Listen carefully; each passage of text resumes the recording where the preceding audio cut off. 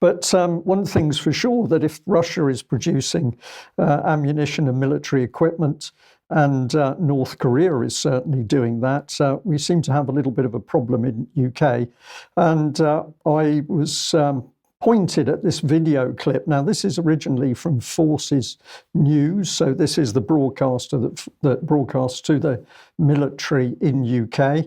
However, this particular clip had been overlain with commentary from Eastern Europe, so I presume that will be actually from Russia. But if we can just pop that first one back on screen, the key, excuse me, the key thing here is that as the Western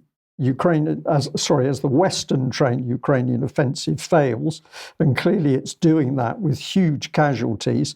What have we got? The top military people here, well, they're lamenting over their tank. Sorry, struggling with my words a bit today. So I've put the caption in here for Army General Patrick Saunders: "I've lost my tank and it really hurts." And I find this an incredible film clip, because it gives us an insight into what I regard as breakdown of the mentality at the top of Britain's military. Let's have a look at what he says to camera. Seeing the first Challengers in action, and the Challenger is in many respects one of the most advanced tanks in the world, and it's certainly the best protected.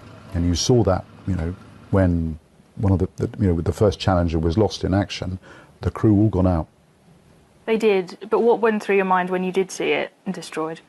Oh, I mean, an emotional tug, because I've probably been on that tank. We have a deep affection with the vehicles and the equipment that we've been fighting with over the last years. But I also recognise that that's what happens in war. So the reason he can recognise the tank, and he's probably been on that tank, is that we hardly have any tanks. That's why that little rule works.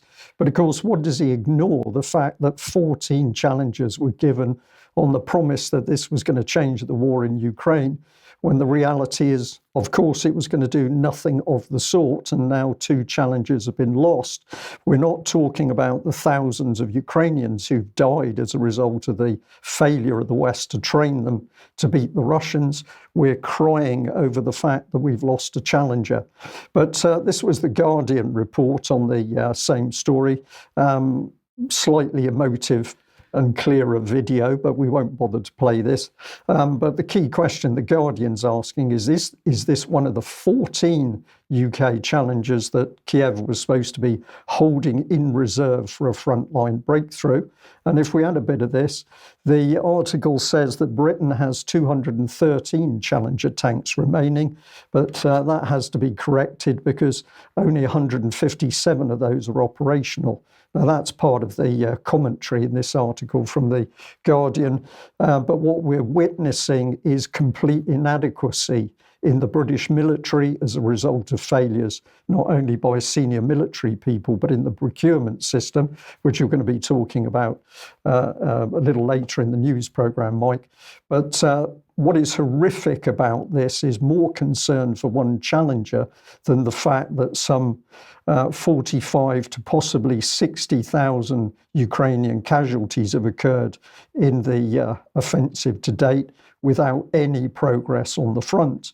And of course, if we want to understand the reality of what's happening, then we have to go to social media, because of course the BBC or the UK Ministry of Defence are simply not talking about the realities of what's going on in the battlefield. I've chosen Weeb Union here, which is one of the ones that I've used quite frequently. The headline for the video report says it all: double the losses of Bakhmut. So the slaughter as the Ukrainians tried to defend Bakhmut was very clear. And similarly, this is going on along the whole of the front, but with particularly high losses in the Zaporozhye, Robotny area, where far from a breakthrough, the Ukrainians are simply being slaughtered on the front. So I find this shocking, Mike, that we should have politicians pushing this out. And then this has been reported over some period, but I think it's time to bring it up on UK column screen.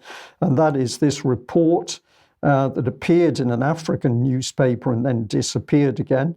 but essentially saying that the Zelenskyy family had bought up a luxurious villa in the £1 million price bracket. And clearly this seems to indicate that somebody might be buying a bolt hole. We'll see.